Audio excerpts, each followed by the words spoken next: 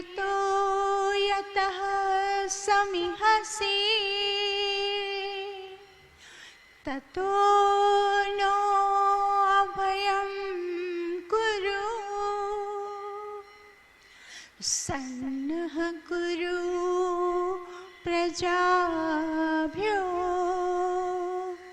अभयं नः पशुभ्यः अभयं नः पशुभ्यः।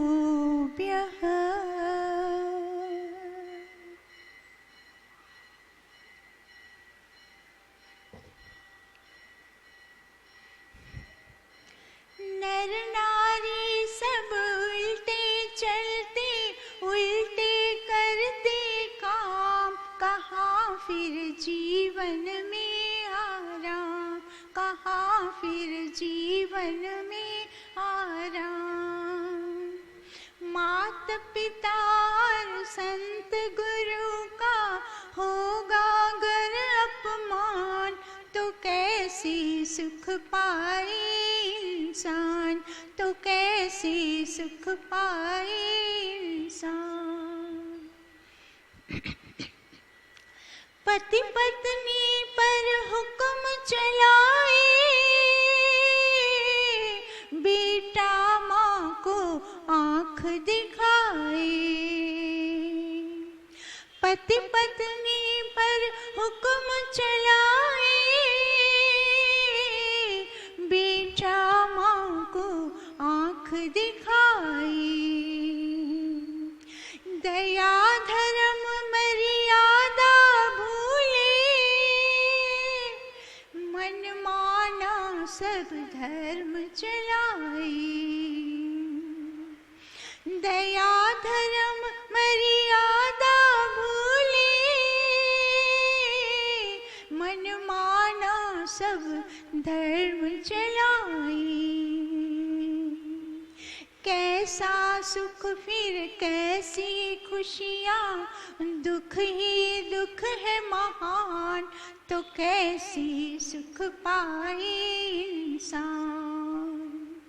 कैसा सुख फिर कैसी खुशियाँ, दुख ही दुख है महान, तो कैसी सुख पाए इंसान, तो कैसी सुख पाए इंसान।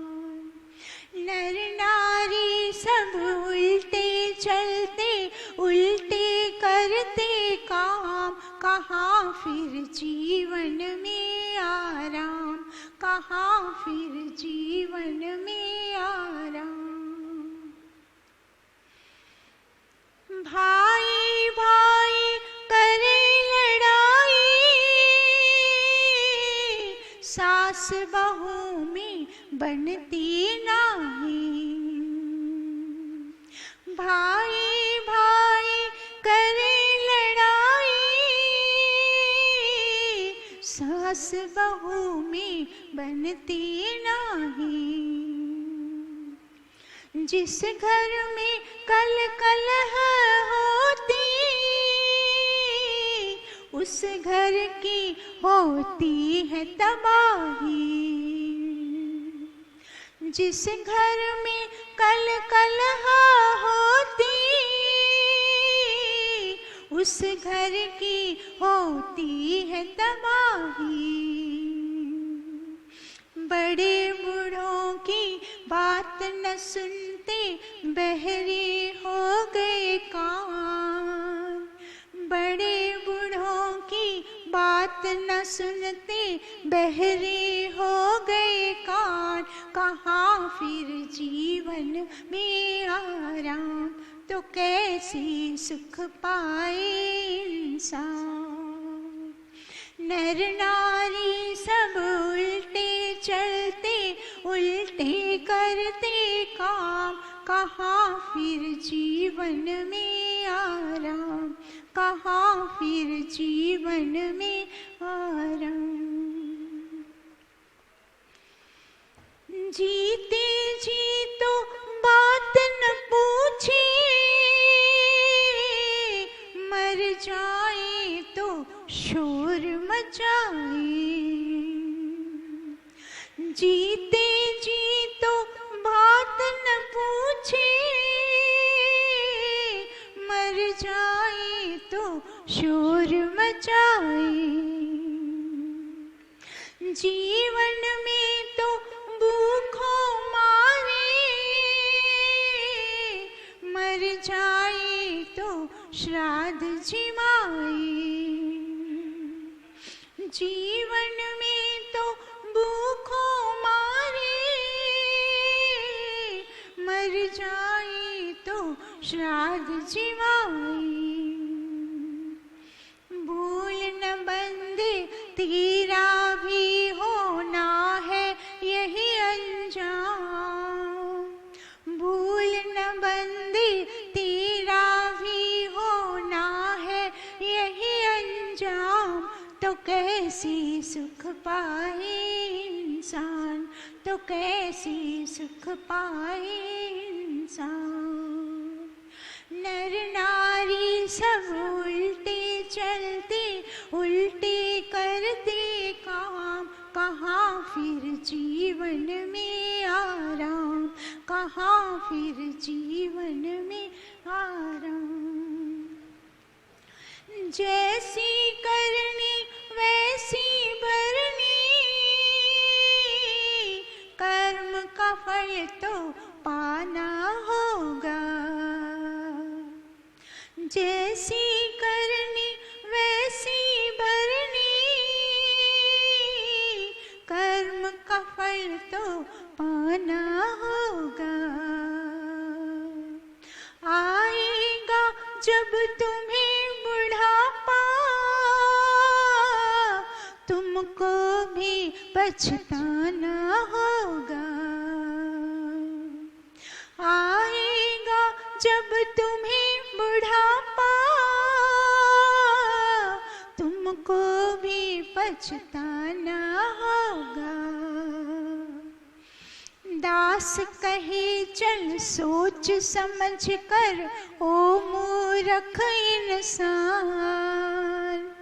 दास कहे चल सोच समझ कर, ओ मूर्ख इंसान।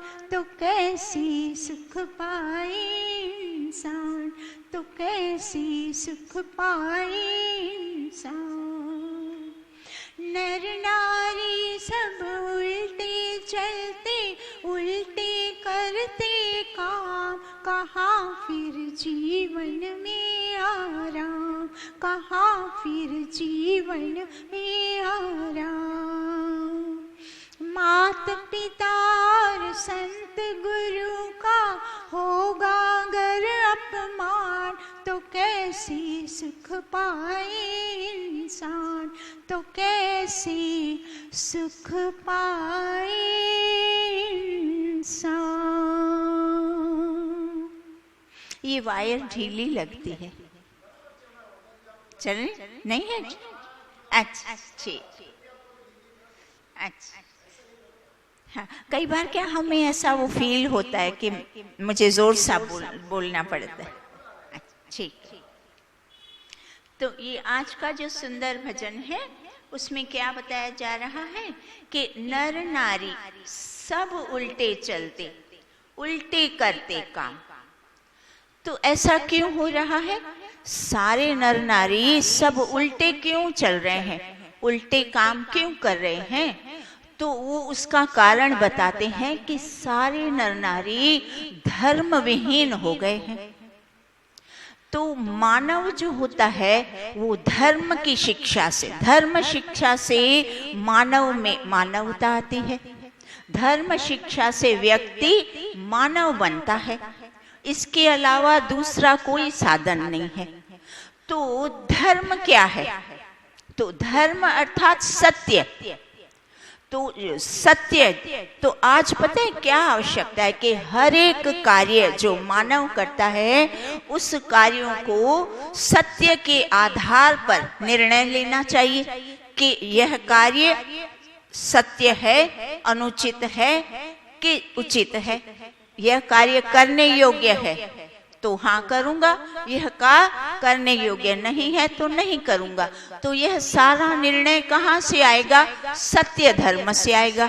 तो सत्य धर्म, अब सत्य की कसौटी, सत्य कहाँ से प्राप्त होता, कहाँ से होगा? तो वो बताते हैं कि सत्य, सही जो शुद्ध सत्य है वो प्राप्त होता है वेदों से, उपनिषदों से, दर्शनों से, स्मृति आदि से और ऋषि मुनियों के जीवन से।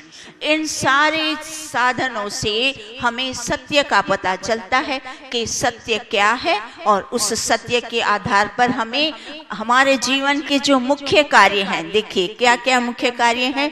प्रथम तो है ईश्वर, और दूसरा है अध्ययन, और तीसरा है दान पुण्य करना, और जो सारे के सारे ये निर्णय है वो सत्य के आधार पर होने चाहिए। तो अब मनुष्य उल्टा क्यों चल रहा है? क्योंकि उसने वेदों को पढ़ना छोड़ दिया, उपनिषदों और दर्शनों को पढ़ना छोड़ दिया। ऋषि मुनियों का जीवन कौन पढ़ता है? तो जब मानव ने ये सारा सत्य धर्म पढ़ना छोड़ दिया तो उसके कर्म सारे उल्टे हो गए, बेढंगे हो गए ना एकदम। जो कुछ लोग हैं, आज देखिए ईश्वर का स्वरूप ही देखिए कैसा है। ईश्वर का स्वरूप जो आज सारे समाज में बताया जा रहा है, जो वो लोग मानते हैं जिस स्वरूप को, क्या वो वेदों के अनुकूल है? क्या वो उपनिषदों, दर्शन और ऋषि मुनियों के अनुकूल है? तो ईश्वर का स्वरूप भी वेदों के और ऋषि मुनियों के, उपनिषदों, दर्शनों के अनुकूल नहीं है, उसके विपरीत है, बेढंगा है। और जो अध्ययन करते हैं, अध्ययन भी बेढंगा है।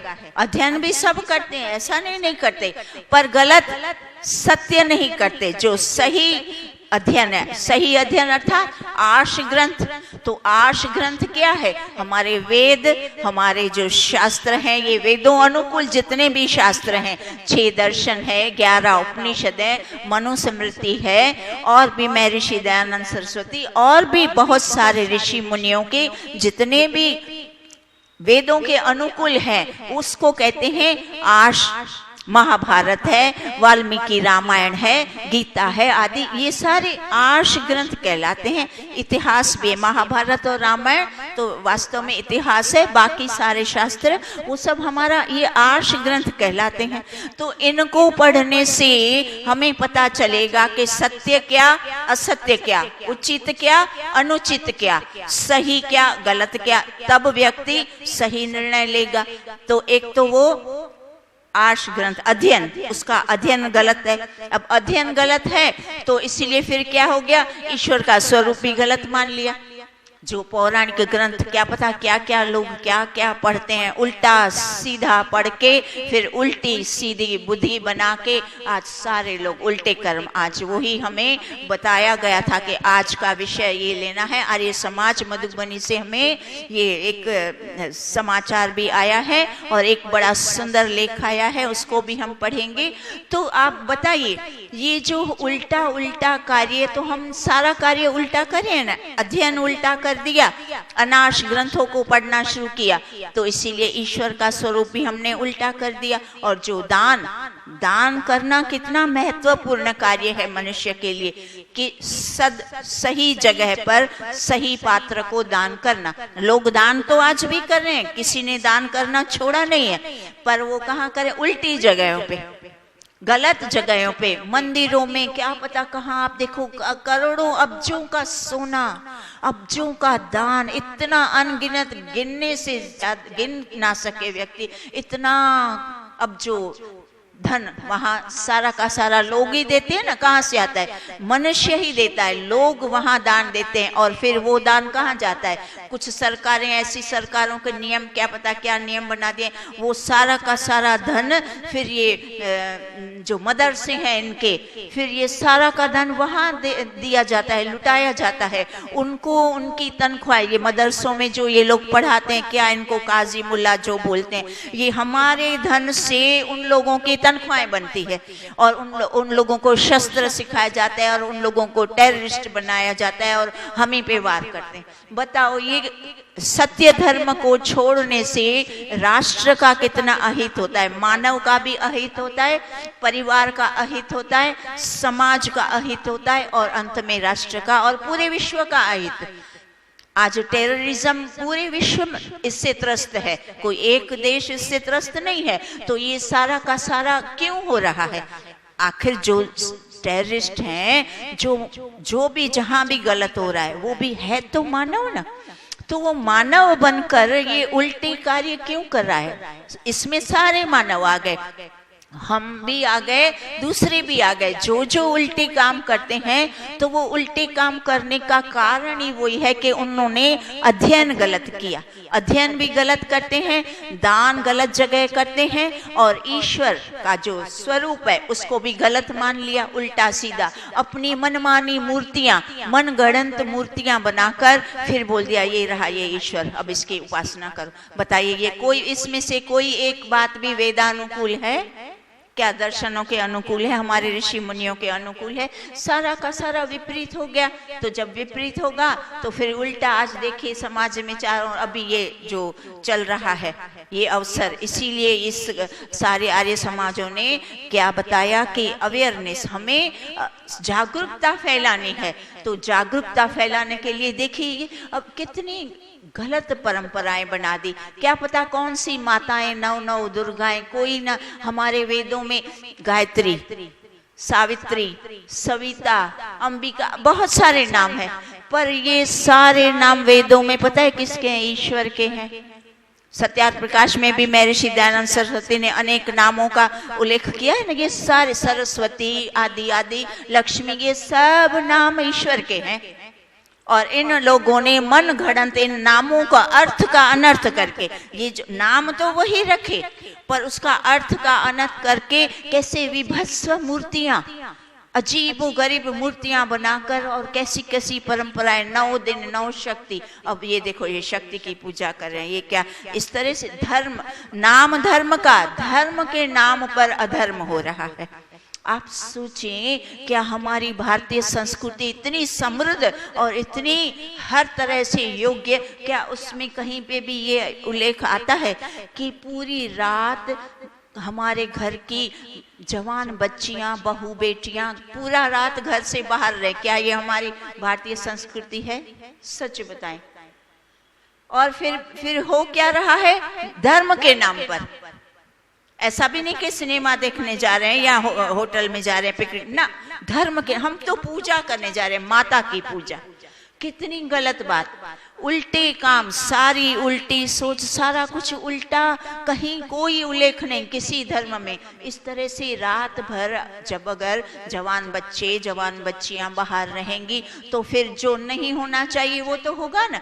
कई जगहों पे स्वेच्छा से हो जाता है और कई जगहों पे अपराध बन जाता है, जोर जबरदस्ती, बलात् या फिर भोली भाली बच्चियों को फंसाना आदि आदि, ये सारे के सारे कृत्य क्यों होते हैं? ये माता पिता की कितनी गैर समझ है। माता पिता ने क्या पता बुद्धि को किस ताक पे रख दिया कि जवान बच्चियां, जवान बहुएं, जवान बेटियां घर से बाहर रात को निकले। हम इस उम्र में भी, मुझे कभी 6 बजे के बाद, 6:30 के बाद मैं घर से बाहर नहीं निकलती ना। ईश्वर ने कहा बुद्धि दी है, बुद्धि का उपयोग करो ना। नारी का शरीर है, आपको अपनी सुरक्षा करनी है, कुछ भी क्यों पर हम अपनी समझदारी से दिन भर आप काम कीजिए। सूर्य का प्रकाश है, दिन है, ठीक है, चलो दिन भर आपने, शाम को अंधेरे में अकेले भटकने की जरूरत ही क्या? कभी नारी को, बहुओं को, बेटियों को, कोई की बड़ी उम्र की नारी भले हो, नारी को घर से अंधेरे में निकलने की कोई आवश्यकता ही नहीं। कोई ऐसा काम नहीं है जो उसके रात को हो सकता है। बताइए कोई ऐसा कौन सा सामाजिक धार्मिक काम जो दिन में नहीं हो सकता? आप दिन में सत्संग कीजिए, हवन कीजिए, प्रवचन कीजिए, जो भी समाज सेवा कीजिए। रात को क्यों? रात को नारी घर से बाहर जाए, ये तो किसी के समझ में, आप जितने भी बैठे हैं बचाइए, माताएं बहनें बैठिए भाई, पर सच बताएं ये किसी को भी योग्य लगता है? कभी कहीं ये हमारी परंपराओं में था ही नहीं। ये कहाँ से ऐसी मन घड़ंत, इतनी बेकार। फिर हमारा समय हो जाएगा, हम पूरा लेख आज अच्छी तरह से जो आया है लेख, हम वो लेख सुनते हैं। इतना सुंदर लेख आया है यज्ञ प्रचार समिति मधुबनी आर्य समाज। नवरात्रि का रहस्य।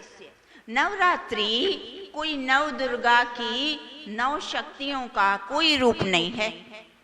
शरद ऋतु की हल्की दस्तक के कारण हमारे आयुर्वेद के ज्ञाता ऋषि मुनियों ने कुछ औषधियों को इस ऋतु में विशेष सेवन हेतु बताया था, जिससे प्रत्येक दिन हम सभी उसका सेवन करें शक्ति के रूप में, और शारीरिक व मानसिक क्षमता को बढ़ाकर हम शक्तिवान, ऊर्जावान, बलवान व विद्वान बन सके। तो 9 तरह की वह दिव्य गुण युक्त महा औषधियां बहुत ही प्रभावशाली व रोग प्रतिरोधक क्षमता को बढ़ाने वाली थी, जिससे हम ताउम्र हर मौसम की प्रतिकूल स्थितियों में भी स्वयं को ढालने में सक्षम हुआ करते थे और निरोगी बनकर दीर्घ आयु प्राप्त करते थे।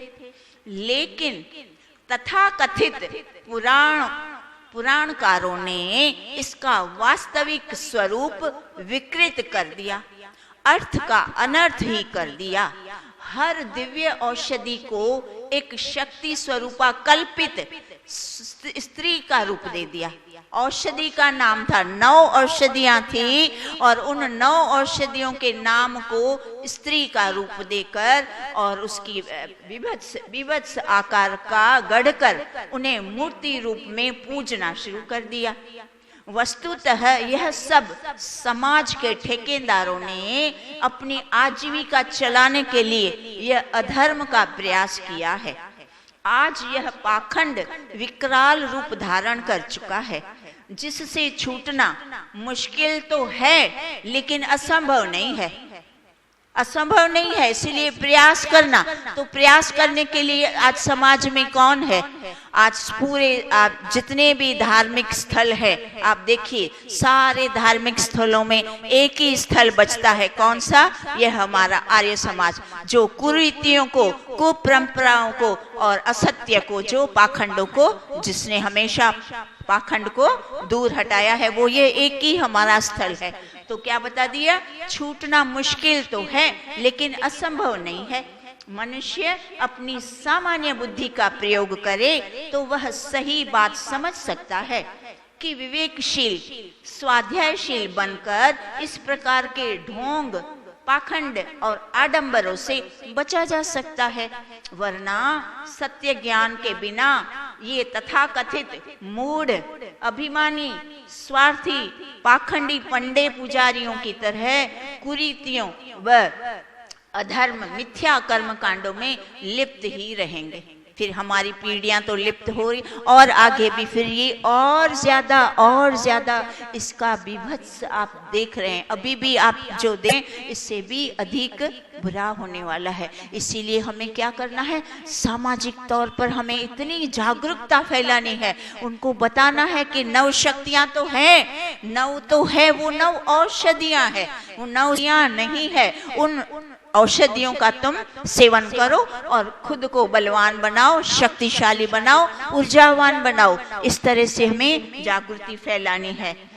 तो हमें वो जो 9 तरह के औषधियां हैं, उस औषधियों को भी हम सुन लेते हैं। तो हम भी अपने जीवन में उन औषधियों का प्रयोग करके और हम स्वयं भी शक्तिशाली बने और अपने परिवार को, समाज को शक्तिशाली बनाएं। तो नव दुर्गा के अमूर्त रूप के रूपक औषधि जन का हमें शीतकाल में सेवन करना चाहिए। अब ये शीतकाल प्रारंभ होता है ना, इसीलिए हमारे ऋषि मुनियों ने बता दिया, 9 प्रकार की औषधियां बता दी कि ये आप 9 औषधियां लेते रहोगे प्रतिदिन तो आपको कोई भी रोग नहीं आएगा, कुछ भी नहीं आएगा, निरोग और स्वस्थ रहेंगे। तो प्रथम क्या है? प्रथम है शैलपुत्री अर्थात हरण। कई प्रकार की समस्याओं में काम आने वाली औषधि हरण, यह आयुर्वेद की प्रधान औषधि है जो 7 प्रकार की होती है। इसको हमें बहुत विस्तार में नहीं करना और हम थोड़ा शॉर्ट में इसको समझ लेते हैं संक्षेप में। द्वितीय ब्रह्मचारिणी अर्थात ब्राह्मी, आप लोगों ने नाम सुना होगा ब्राह्मी। आज वो वेदों को यहाँ जो बेचते हैं ना, वो कौन से भैया आते हैं, वो खुश हो जाते हैं, वो इन सारे नामों को जानते हैं। उनके दुकान पे ये जो एक पसारी आते हैं ना भैया, हाँ ताराचंद भैया, वो उनको ये सारे नाम उनके दुकान पे भी मिलेंगे और वो पूरा सुन के बड़े प्रसन्न हो जाएंगे। तो ये उनको उनके वहाँ से हम खरीद भी सकते हैं। और ये खाली रोग के लिए नहीं है, स्वस्थ व्यक्ति भी इसका उपयोग करके और अधिक शक्तिशाली और अपने बल को बढ़ा सकता है। तो द्वितीय है ब्रह्मचारिणी अर्थात ब्राह्मी। यह आयु और स्मरण शक्ति को बढ़ाने वाली, रुधिर अर्थात रक्त, रुधिर विकारों का नाश करने वाली और स्वर को मधुर करने वाली है। इसीलिए ब्राह्मी को सरस्वती भी कहा जाता है। देखो सरस्वती, अब आया ना नाम, ये सरस्वती किसका नाम आदेश? औषधि का, ब्राह्मी का, क्योंकि ये स्वर को ठीक करती है। तो अब ये इन लोगों ने सरस्वती की मूर्ति बना दी, सारी उल्टी सीधी बातें कर दी। तो ब्राह्मी को सरस्वती भी कहा जाता है। यह मन व मस्तिष्क में शक्ति प्रदान करती है और गैस व मूत्र संबंधी रोगों की प्रमुख दवा है। यह मूत्र द्वारा रक्त विकारों को बाहर निकालने में समर्थ औषधि है।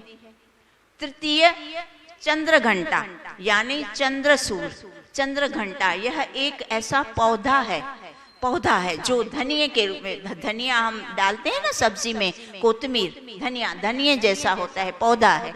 तो धनिये जैसे, धनिये के समान है। इस पौधे के पत्तियों की सब्जी बनाई जाती है। तो इस ऋतु में ये इनकी सब्जियां बनाने बड़ी लाभदायक, जो बहुत ही लाभदायक है। यह औषधि मोटापा दूर करने में लाभप्रद है, इसीलिए इसे चर्महंती भी कहते हैं। अनेक नाम होते हैं ना, इसका नाम चर्महंती भी है। शक्ति को बढ़ाने वाली, हृदय रोगों को ठीक करने वाली चंद्रिका भी नाम है इसका, नाम चंद्रिका औषधि है। चतुर्थ है कुष्मांडा यानी पेठा। ये तो आप सब परिचित है। पेठे की सब्जी तो मैं तो बहुत बनाती हूँ। पेठा सबसे अधिक गुणकारी, इतना अधिक गुण है, वो एकदम अल्कनाइक है। जरा सा भी उसमें गैस और एसिडिटी और कुछ सारा का सारा ठीक हो जाता है। तो यहाँ उसके गुण बताए हैं। पेठा, जिससे पेठे की मिठाई भी बनती है, इसे कुम्हाड़ा भी कहते हैं, जो पुष्टिकारक, वीर्यवर्धक व रक्त के विकारों को ठीक करके पेट को साफ करने में सहायक। ये माता जी आप हमेशा मुझे पूछती है ना कि कब्ज दूर करने की, पेट साफ, तो पेट साफ करने का देखो कितना सरल उपाय, सब्जी पेठा। और हमेशा कीमत में भी कमी होता है, कभी महंगा नहीं होता। हम जब भी खरीदते हैं अच्छा दाम होता है। तो इसकी इतनी अच्छी सब्जी बनती है, बहुत ही स्वादिष्ट सब्जी बनती है। तो इसको सब्जी बना के खाए, प्रतिदिन सब्जी आप ये 15 दिन खाएंगे ना, आपको कब्ज की शिकायत हमेशा के लिए मिट जाएगी। आपको कोई जुलाब कुछ लेने की आवश्यकता नहीं, ये इतना अच्छा कार्य करती है। तो इस तरह से ये जानकारी भी हमारे लिए अति आवश्यक होती है। तो क्या बता दिया? रक्त के विकारों को ठीक करके पेट को साफ करने में सहायक है और मानसिक कमजोरी के लिए तो अमृत समान है। यह शरीर के समस्त दोषों को दूर करके हृदय रोग को ठीक करता है। ये रक्त, पित्त एवं गैस को दूर करता है। बताइए, एक सस्ती सी सब्जी, उसको बना के खाने में कितने सारे लाभ। तो और जो मुफ्त के, और हम बिना कारण के उल्टे सीधे भोजन, तले भुने, क्या पता क्या, जो ऋतु के बगैर, जिस ऋतु में जो सब्जी नहीं, आज तो हर जगह सब मिलता है, और खरीद लाना और बस बनाना और खाना और रोग होना, फिर जाके डॉक्टरों की लंबी लाइनों में, और शरीर का सत्यानाश। वो एलोपैथिक दवाएं एक थोड़ा सा दबा देती है और 10 रोगों को उत्पन्न कर देती है। तो ये हमारा इतना अज्ञान। हमें ज्ञान मात्र ओम ओम नहीं सिखाता। ज्ञान मतलब हर तरह का ज्ञान, शारीरिक ज्ञान, मानसिक ज्ञान, आत्मिक ज्ञान, कैसे जीना, क्या करना, क्या नहीं करना, कैसे धन कमाना, कैसे सुखी रहना, कैसे परिवार की उन्नति हो, उसमें सब कुछ समाहित है। तो इस तरह से हम पेठे की सब्जी एकदम आज से आप सब घर में जाकर बस इतना अच्छा। पेठे भी 2 तरह के आते हैं, एक होता है पीला और दूसरा होता है सफेद। तो जिसको मोटापा उतारना है स्पेशल दवाई के तौर पर, उस सफेद पेठे को मिक्सी में काट के छील के और उसका रस बना दो, पानी डाल के गिलास भर के पी जाए, शक्ति भी आएगी और जो फैट होता है ना, मोटापा, वो सारा छन जाएगा। और जो नॉर्मल खाली सब्जी बनाने के लिए, दोनों की, मैं तो वो भी बनाती हूँ, वो भी पीला भी और सफेद, उसके अंदर जो बीज निकलते हैं उसको धो के सुखाओ, इतने मोटे मोटे, इतने अच्छे बीज होते हैं, इतने गुणकारी, इतने लाभकारी, वो बाजार में आपको वो बड़े महंगे मिलते हैं बादामी के भाव से। तो वो आप उसमें से आपको वो बीज भी मुफ्त में मिल जाएंगे। तो ये सब्जियां इस तरह से हम बना के खाएंगे। पंचम है स्कंद माता, यानी अलसी। ये अलसी भी कोई औषधि नहीं, ये धान है। अलसी के बीज आते हैं ना, जिसको फ्लैक्सीड बोलते हैं लोग, इसको आजकल वो मुखवास की तरह सिके हुए भुने हुए भी मिलते हैं, पर मैं तो कच्चा लाती हूँ, मिक्सी में पीसकर आटे में डाल दो, बस फर्स्ट क्लास रोटी, इतनी स्मूथ, इतनी अच्छी कि मैं क्या बताऊं, पेट साफ। और दूसरे उसके देखिए लाभ, अलसी यह औषधि वात, पित्त, कफ रोगों की नाशक है। यह पेट, हृदय व चक्षु, आंखों के लिए भी वरदान है। फिर षष्ठम है कात्यायनी, यानी मोया, अम्बा, अम्बालिका, अंबिका आदि इसके नाम है। देखो अब ये सारे नाम किसके आए, औषधि के आए कि नहीं? और लोगों ने क्या कर दिया, मनमाना इसको अर्थ करके और मूर्तियां बना के क्या क्या कर रहे हैं, देखिए आपके समक्ष। इसीलिए कितनी अच्छी जानकारी है। आदि नाम है, इसको माचिका भी कहते हैं। यह कफ, पित्त व कंठ के रोगों का नाश करती है। सप्तम काल रात्रि, यानी नागदौन, सभी प्रकार के रोगों की नाशक, सर्वत्र विजय दिलाने वाली, मन एवं मस्तिष्क के समस्त विकारों को दूर करने वाली औषधि है। यह सभी विषों को नाश करने वाले औषधि। विष हो जाता है ना कई बार, उल्टा सीधा खाना खाने से वो विष, उसको टॉक्सिन जिसको कहते हैं, तो विष अंदर अनिष्ट पदार्थ इकट्ठे हो जाते हैं। तो ऐसी सब ये औषधियां हम लेने से वो सारा विष हमारा मल मूत्र के माध्यम से अपने आप स्वच्छ हो जाता है शरीर। तो फिर हमें दवाई लेने की आवश्यकता नहीं, हम हमेशा स्वस्थ बने रहते हैं। फिर अष्टम आया तुलसी। यह 7 प्रकार की होती है, सफेद, काली, मरुता, द्वना, कुढेरक, अर्जक और षटपात्राए। सभी प्रकार की तुलसी रक्त को साफ करती है और हृदय रोगों को नाश करती है। नवम शतावरी, जिसे नारायणी कहते हैं। देखिए यहाँ भी वही नाम आ गया जो इन लोगों ने बना दिया, तो ये इसको क्या कहते हैं, शतावरी को नारायणी कहते हैं। ये बुद्धि, बल व वीर्य के लिए उत्तम औषधि है। यह रक्त विकार और वात पित्त शोध नाशक है और हृदय को बल देने वाली महा औषधि है। इस सिद्धिदात्री को इसको सिद्धिदात्री भी कहते हैं। सिद्धिदात्री का जो मनुष्य नियम पूर्वक सेवन करता है उसके सभी कष्ट स्वयं ही दूर हो जाते हैं। ये 9 प्रकार की औषधियां मनुष्य को प्रत्येक बीमारी को ठीक कर, रक्त का संचालन उचित व साफ कर मनुष्य को स्वस्थ करती हैं। अतः मनुष्य को इन औषधियों का प्रयोग करना चाहिए। कितनी अच्छी बातें बताई। देखिए अब 9 दुर्गा, ये जो देखो 9 शक्तियों का 9 औषधियाँ, जिसमें तो 5-6 तो सामान्य हम सब उस चीज़ों से परिचित हैं, बाकी कुछ 3-4 ही ऐसी है जो हमें पसारी के वहाँ से ढूंढना या पूछना पड़े, बाकी तो सब उपलब्ध है। तो इन सारी चीज़ों का हमें अभी जैसे शरद ऋतु प्रारंभ होती है, इसका हम सेवन करेंगे तो सारे के सारे घर के परिवार के लोग भी सब स्वस्थ रहेंगे। आगे कहाँ कल करते हैं। ओम देव शांतिरंतरिक्षम शांति, पृथ्वी शांति, रापः शांति, रोषधयः शांति, वनस्पतयः शांतिर्विश्वे देवा शांति, ब्रह्म शांति, सर्वं शांति। शांतिरेव शांति सामा शांतिरेधि।